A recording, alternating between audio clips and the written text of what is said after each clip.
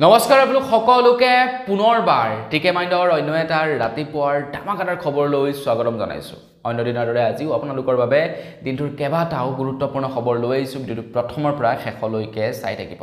আগবাইছো আজিৰ প্ৰথম খবৰটোৰ ফালে। প্ৰথম খবৰটো ওলাইছে কেশৰী লালৰ ওপৰত। ভোজপুৰীৰ এক্টৰ কেশৰী লালৰ ওপৰত আজিৰ প্ৰথম খবৰটো ওলাই পৰিছে। খবৰ ওলাই পৰিছে ভোজপুৰী এক্টৰ কেশৰী লালৰ মুম্বাইত থকা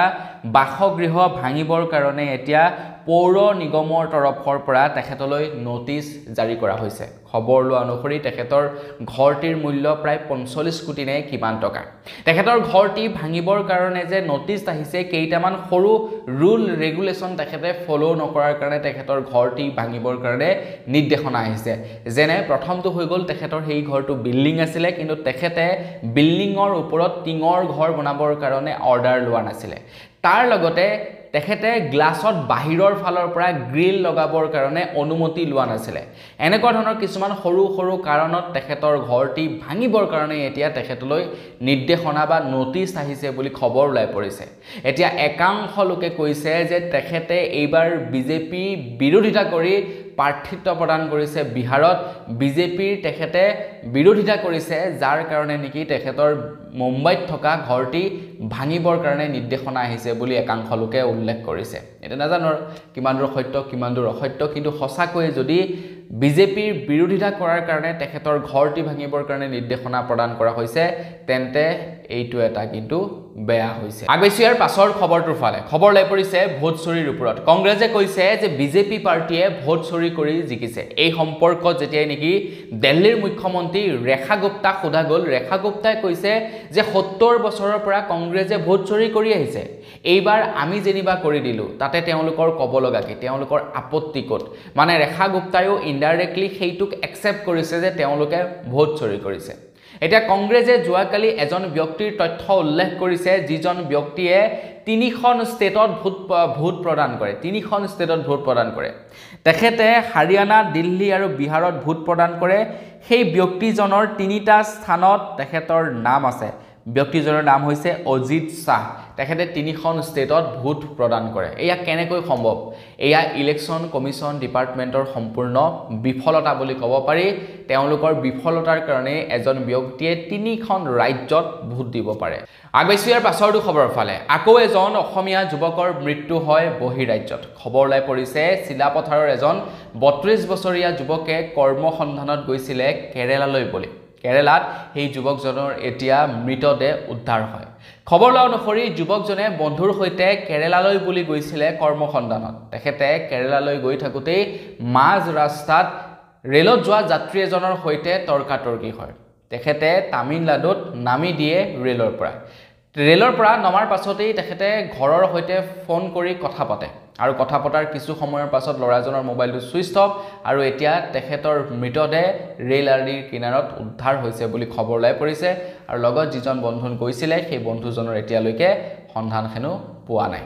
চাওকচোন বাৰু, আমাৰ অসমৰ যুৱক এনেকৈয়ে বহিৰাজ্যত গৈ মৃত্যু হৈ আছে, আৰু সেই ৰাজ্যবিলাকৰ পৰা অহা মানুহবিলাকে আমাৰ অসমত নিশ্চিন্ত মনে কাম কৰি আছে। অসম চৰকাৰে কেৱল মিয়াবিলাকক উচ্ছেদ কৰিলেই নহ'ব, বহিৰাজ্যৰ পৰা অহা সেই বনিয়াসকলকো অকণমান নাকি লগাব লাগিব। কাৰণ অসমৰ ল'ৰা ছোৱালী তাতে সুৰক্ষিত নহয়, কিন্তু ইয়াতে তেওঁলোকে অসমীয়া ল'ৰা ছোৱালীৰ ওপৰত দাদাগিৰি দম্ভালি দি খাই আছে, বেপাৰ কৰি আছে। কেৱল মিয়াসকলৰ ওপৰত মাত মাতিলেই নহ'ব, সেইসকল বনিয়াৰ ওপৰতো মাত মাতিব লাগিব। আগবাইছো ইয়াৰ পাছৰটো খবৰৰ ফালে। এয়াৰটেলে বৃদ্ধি কৰিলে তেওঁলোকৰ ৰিচাৰ্জ প্লেনৰ দাম। এয়াৰটেলৰ যিটো 189ৰ ৰিচাৰ্জ আছিলে, সেই ৰিচাৰ্জ প্লেনটো এতিয়া 199 কৰি দিলে। যিটো নেকি ফেচিলিটি সেই আগৰ নিচিনাই আছে, মানে 2 GB আপোনালোকে ডাটা পাব 28 দিনৰ কাৰণে, আনলিমিটেড কলিং পাব আপোনালোকে 28 দিনৰ কাৰণে, ডেইলি 100 SMS কৰি লাভ কৰিব। মুঠতে তেওঁলোকে 189ৰ যিটো ৰিচাৰ্জ প্লেন আছিলে সেইটো বৃদ্ধি কৰি 199 কৰি দিলে। ৰিচাৰ্জ প্লেনৰ দামসমূহ এনেকৈ বৃদ্ধি হৈ গৈ থাকিব, আৰু এসময়ত চাবগে আপোনালোকে ডেইলি 1 GB ডাটা পাবৰ কাৰণে 1000 টকা ৰিচাৰ্জ কৰিব লাগিব আগেছি ইয়াৰ পাছৰ খবৰ ফালে ইয়াৰ পাছৰ খবৰটো ওলাই পৰিছে BSNL ৰ ওপৰত BSNL এও লাহে লাহে এতিয়া 5G ইন্টাৰনেটৰ ওপৰত কাম কৰিছে BSNL এ জিঅ'ৰ সৈতে এতিয়া পাৰ্টনাৰশ্বিপ কৰিছে BSNL আৰু জিঅ'য়ে পাৰ্টনাৰশ্বিপ কৰি এতিয়া ভিতৰতকৈ ভিতৰৰ স্থান মিলাকত বোলে ইন্টাৰনেট প্ৰভাইড কৰিব লাহে লাহে BSNL ৰ ইন্টাৰনেট আপগ্ৰেড হৈ আছে আৰু তেওঁলোকেও ৰিচাৰ্জ প্লেন বিলাক আপগ্ৰেড কৰি আছে এটা খবৰ লাই পৰিছে BSNL এও তেওঁলোকৰ ৰিচাৰ্জ প্লেনসমূহ অকনমান দাম বৃদ্ধি কৰি দিছে এতিয়া আপোনালোকে 2.5 GB ডাটা ডেইলি লাভ কৰিবৰ কাৰণে 225 টকা ৰিচাৰ্জ কৰিব লাগিব য'ত আপোনালোকে আনলিমিটেড কলিং আৰু 30 দিনৰ ভ্যালিডিটি লাভ কৰিব বুলি জনাইছে BSNL ৰ ৰিচাৰ্জৰ দাম বিলাক ইমান নাছিলে কিন্তু ইন্টাৰনেট এতিয়া যিমানেই লাহে লাহে অকনমান ভাল হ'বলৈ ধৰিছে BSNL এৰ ৰিচাৰ্জৰ দাম বিলাকো বৃদ্ধি কৰি দিছে আগতে 110 টকাত এমাহৰ কাৰণে আনলিমিটেড কলিং পায় এতিয়া সেই 110 টকাটো ভৰাবগে লাগে 150 টকা মানে তেওঁলোকেও ৰিচাৰ্জৰ দামটো লাহে লাহে বৃদ্ধি কৰি গৈছে আগেছিয়াৰ পাছৰ খবৰ ফালে যোৱাকালি নাৰায়ণপুৰত পঞ্চায়ত আৰু গ্ৰামোন্নয়ন বিভাগৰ অস্থায়ী কৰ্মচাৰীসকলে প্ৰতিবাদ সাব্যস্ত কৰে অস্থায়ী কৰ্মচাৰী বা ঠিকাভিত্তিক কৰ্মচাৰীসকলে কৈছে যে আমি শনিবাৰ দেওবাৰটো বাদেই কাতি বিহুটো ছুটি নাপাও আমি ৰাতি কাম কৰিব লগা হয় ঘৰৰ জিঅ' টেগৰ পৰা আৰম্ভ কৰি বিভিন্ন ধৰণৰ কামত আমি ৰাতিৰ পৰ্যন্ত কাম কৰিব লগা হয় কিন্তু তাৰ পাছতো অসম চৰকাৰে আমাক প্ৰতাৰণা কৰি আহিছে তেওঁলোকে কেইটামান যোৱাকালি দাবী সাব্যস্ত কৰে অসম চৰকাৰৰ ওচৰত আৰু তেওঁলোকে প্ৰতিবাদ সাব্যস্ত কৰে তেওঁলোকৰ প্ৰথমটো দাবী হৈছে যে তেওঁলোকক ন্যূনতম দৰমহা দিয়াৰ উপৰিও এককালীনভাৱে 30,000 টকা দিয়াৰ কথা তেওঁলোকে উল্লেখ কৰিছে প্ৰতি বছৰে ন্যূনতম 10% তেওঁলোকৰ স্যালাৰি হাইক কৰিবলৈ তেওঁলোকে দাবী উত্থাপন কৰিছে ইয়াৰ উপৰিও তেওঁলোকৰ চাকৰিসমূহ যাতে 60 বছৰলৈ সংৰক্ষিত হয় তাৰ ওপৰত কাম কৰিবলৈ কৈছে বা পলিচি বনাবলৈ কৈছে আৰু একেবাৰে শেষত HR পলিচিৰ বাবে তেওঁলোকে দাবী উত্থাপিত কৰিছে মানে যিখিনি নেকি গ্ৰামোন্নয়ন আৰু পঞ্চায়ত বিভাগৰ কৰ্মচাৰী আছে ঠিকাভিত্তিক তো তেওঁলোকে প্ৰতিবাদ সাব্যস্ত কৰিছে যে আমিতো কাম কৰি আছো হয় আমি দিনে ৰাতিয়ে কষ্ট কৰি আছো হয় আমাৰ পাব লগা প্ৰাপ্য চৰকাৰে দিয়া নাই আৰু তাৰ লগতে আমাৰ চাকৰিটো সিকিউৰ নহয় কোন দিনাখনি আমাৰ চাকৰিটো গুছি যাব তাৰ কোনো ঠিক নাই গতিকে আমাক চাকৰিটো সিকিউৰ লাগে প্ৰত্যেক বছৰে আমাক দৰমহা ইনক্ৰিজ কৰিব লাগে কাৰণ তেওঁলোকে দৰমহা বৰ বিশেষ নাপায় কিন্তু অসম চৰকাৰে দেখা যাওক কেনেকুৱা ব্যৱস্থা লয় আগেছিয়াৰ পাছৰ খবৰ ফালে জুবিন দাই পলিটিক্স বেয়া পাইছিলে কিন্তু এতিয়া জুবিন দাক ব্যৱহাৰ কৰি পলিটিক্স কৰিবলৈ লৈছে বিজেপি কংগ্ৰেছ এজেপি ৰাইজৰ দল সকলো পলিটিক্যাল পাৰ্টিয়ে কোনটো পলিটিক্যাল পাৰ্টিৰ কথা আপোনালোকে ক'ব প্ৰত্যেকটো পলিটিক্যাল পাৰ্টিয়ে এতিয়া পলিটিক্স কৰিবলৈ লৈছে জুবিন গাৰ্গক ব্যৱহাৰ কৰি যিজন মানুহে নেকি ভগৱানক বিশ্বাস কৰা নাছিলে সেই মানুহজনকে এতিয়া ভগৱান সজাই মানুহে পূজা কৰিবলৈ লৈছে সেইটো বেয়া পোৱা নাই কিন্তু তেখেতে যিবিলাক বস্তু বেয়া পাইছিলে সেই কামবিলাককে এতিয়া পলিটিক্যাল পাৰ্টি বিলাকে কৰিবলৈ আৰম্ভ কৰিছে তেখেতে পলিটিক্স বেয়া পাইছিলে এতিয়া যিবিলাক নেকি পলিটিক্যাল পাৰ্টি আছে তেওঁলোকে কি কৰিছে তেখেতকে ব্যৱহাৰ কৰি পলিটিক্স কৰিবলৈ আৰম্ভ কৰিছে সবৰে সপোন জুবিন দাক মাজত ৰাখি 26ৰ গাদীখন দখল কৰিব লাগে প্ৰত্যেকটো ৰাজনৈতিক দলৰে মনোভাৱ বৰ্তমান সময়ত সেইটোৱে কি আপোনালোকে বিজেপিৰ কথা ক'ব কি আপোনালোকে ৰাইজৰ দলৰ কথা ক'ব কি আপোনালোকে এজেপিৰ কথা ক'ব প্ৰত্যেককে এতিয়া জুবিন গাৰ্গক ব্যৱহাৰ কৰি তেওঁলোকে পলিটিক্সৰ লাভালাভ উঠাব বিচাৰিছে তো সেইখিনিতে এতিয়া অসমৰ মুখ্যমন্ত্ৰী ডক্টৰ হিমন্ত বিশ্ব শৰ্মা দেৱে কৈছে যে কিছুমান এতিয়া এনেকুৱা জুবিন প্ৰেমী মুছলমান ওলাইছে যিবিলাক প্ৰকৃততে জুবিন প্ৰেমী নহয় তেওঁলোকৰ মাটি উচ্ছেদ হ'ব বুলি ঘৰ উচ্ছেদ হ'ব বুলি তেওঁলোকে জুবিন প্ৰেমী হৈ দেখাবলৈ আহিছে যাতে মানুহে আবেগত পৰি তেওঁলোকৰ যাতে উচ্ছেদ নকৰে তাৰ কাৰণে তেওঁলোক অস্থায়ী জুবিন প্ৰেমী হৈছে বুলি অসমৰ মুখ্যমন্ত্ৰী ডক্টৰ হিমন্ত বিশ্ব শৰ্মা দেৱে জনাইছে তো অকল মুছলমান সকলকে কিয় উচ্ছেদ কৰে মই বুজি নাপাওঁ অকল মুছলমান সকলকে টাৰ্গেট কৰি কিয় কথা কয় মই বুজি নাপাওঁ আমাৰ অসমতটো এনেকুৱা বহুতো অনাসমী আছে তেওঁলোক হিন্দু বুলিয়ে যে ভাল কাম কৰি আছে তেনেকুৱা নহয় অসমখনক লুটি খাই আছে গতিকে সেইবিলাকৰ ওপৰতো অকনমান কিবা স্ক্ৰু কচিবলৈ হ'ল মন্ত্ৰী মহোদয় আগেছিয়াৰ পাছৰ খবৰ ফালে এফালে অসমৰ মন্ত্ৰী মহোদয়ে জাতি মাটি ভেটিৰ কথা কয় এফালে অসমৰ খিলঞ্জীয়াসকলক মাটিৰ পট্টা দিয়াৰ কথা কয় আনফালে আকৌ এখিনি খিলঞ্জীয়াক উচ্ছেদ কৰে এখিনি খিলঞ্জীয়াক মাটিৰ পট্টা দিয়াৰ পৰিৱৰ্তে তেওঁলোকক উচ্ছেদ কৰে আৰু তেওঁলোকে যেতিয়া মাত মাতিবলৈ যায় তেওঁলোকক জোৰ জবৰদস্তি দাদাগিৰি কৰি জেলত ভৰাই ৰাখে বা থানাত তেওঁলোকক আটক কৰি ৰাখে এআই হৈছে বৰ্তমান আমাৰ অসমৰ দুটা পৃথক ছবি মানে যেনেকৈ এটা মুদ্ৰাৰ দুটা পিঠি থাকে ইপিঠি হিপিঠি দুয়োটা পিঠিৰে চিত্ৰসমূহ বেলেগ বেলেগ ঠিক তেনেকুৱা আমাৰ অসমৰ অৱস্থা হৈছে এফালে যদি মানুহক ভালৰি লগাবৰ কাৰণে মাটিৰ ম্যাদী পট্টা প্ৰদান কৰিছে আনফালে আকৌ সেই বেলেগ খিলঞ্জীয়া মানুহসকলক তাৰ পৰা উচ্ছেদ কৰিছে তো এনে ধৰণৰ ছবি আমি বৰ্তমান সময়ত অসমত দেখিবলৈ পাইছো এইটো বেয়া কৰিছে এটলিষ্ট খিলঞ্জীয়া বা আমাৰ খিলঞ্জীয়া বাদে দিলে আমাৰ অসমীয়া সকলক মোৰ মতে উচ্ছেদৰ পৰা ৰেহাই প্ৰদান কৰিব লাগে মন্ত্ৰী মহোদয় আগবেছিয়াৰ পাছৰ খবৰ ফালে মাৰুতি সুজুকি কোম্পানীৰ তৰফৰ পৰা এতিয়া এটা বেষ্ট অফাৰ আগবঢ়াইছে এই নৱেম্বৰ মাহত আপুনি যদি মাৰুতি সুজুকিৰ গাড়ী ব্যৱহাৰ কৰে আপোনাৰ গাড়ীত যদি ফাইন লাগি আছে ধৰি লওক পলিউশনৰ হৈ গল ট্ৰাফিক ৰুল ভংগ কৰা হৈ গল ড্ৰাইভিং লাইসেন্স নথকা হৈ গল সিট বেল্ট পৰিধান নকৰা হৈ গল এনেকুৱা যদি আপোনালোকৰ ফাইন লাগি আছে তেন্তে আপোনালোকে মাৰুতি সুজুকিৰ এপ্লিকেশন ব্যৱহাৰ কৰি আপোনালোকৰ পেনাল্টি সমূহ ৱেভ কৰিব পাৰে তো আপোনালোকে যদি মাৰুতি সুজুকিৰ বাহন ব্যৱহাৰ কৰে তেন্তে আপোনালোকে এই ফেসিলিটি লব পাৰে এই নৱেম্বৰ মাহত মাৰুতি সুজুকিৰ এপ্লিকেশন ব্যৱহাৰ কৰি আপোনালোকে সেই পেনাল্টি সমূহ ৱেভ কৰিব পাৰে বুলি জনাইছে গতিকে এইটো এটা মানে বেষ্ট চয়েস আপোনালোকৰ কাৰণে যদি আপোনালোকৰ ফাইন লাগি আছে আৰু তাৰ ফাইনৰ ওপৰত যদি পেনাল্টিৰ ওপৰত পেনাল্টি লাগি আছে সেই পেনাল্টি ৱেভ কৰিবৰ কাৰণে আপোনালোকে মাৰুতি সুজুকিৰ এপছ ব্যৱহাৰ কৰিব পাৰে আগবাইছো ইয়াৰ পাছৰ খবৰ ফালে যোৱা কালি ৰাতুল কলিতা নামৰ এজন কংগ্ৰেছৰ সমৰ্থকে একপি ফটো শেয়াৰ কৰিছিলে মই আপোনালোকক কৈছোই নহয় এতিয়া জুবিন দাক ব্যৱহাৰ কৰি সকলোৱে মুঠতে পলিটিক্স কৰিবলৈ লাগিছে ৰাতুল কলিতা নামৰ ব্যক্তিজন মানে কংগ্ৰেছৰ নেতা হয় তো মই অৱশ্যে কোনো পাৰ্টিকে সাপোৰ্ট নকৰো কোনো পাৰ্টিৰে মই সমৰ্থক নহয় যেতিয়া কোনো এটা বস্তু বেয়া দেখো মই সেই বস্তুটোৰ ওপৰত মাত মাতি যাওঁ তো যোৱা কালি কংগ্ৰেছৰ সেই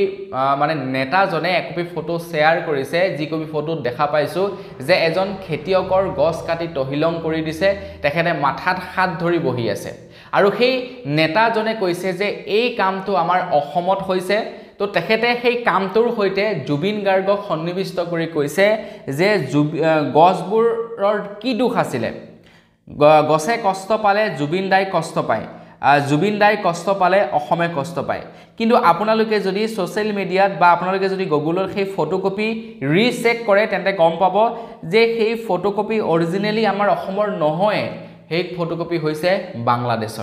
বাংলাদেশৰ একপি ফটো উঠাই আনি নিজৰ ফেসবুক পেজত শেয়াৰ কৰিছে অসমত এনেকুৱা মানে উচ্ছেদ হৈছে বুলি এইবিলাক নাপায় ন কৰিবৰ কাৰণে অসমখনক অশান্ত কৰিব নাপায় ন এনেকুৱা কাম বিজেপিও কৰি থাকে মাজে মাজে তেওঁলোকে বেলেগৰ গুগলৰ পৰা ফটোকপি উঠাই আনিব বা বেলেগ এআই দ্বাৰা ভিডিও এটা ক্ৰিয়েট কৰিব ইয়াতে তেওঁলোকে পাবলিশ কৰিব আৰু প্ৰচাৰ কৰাই থাকিব এই বস্তুবিলাক কিয় কৰে মানে লেটেৰা পলিটিক্স কিয় কৰে ভালকে কাম কৰক না ভালকে কাম কৰি মানুহৰ পৰা ভালকে ভোট খুজক না আপোনালোকক ভোট নিদি কাক দিব হে ভোট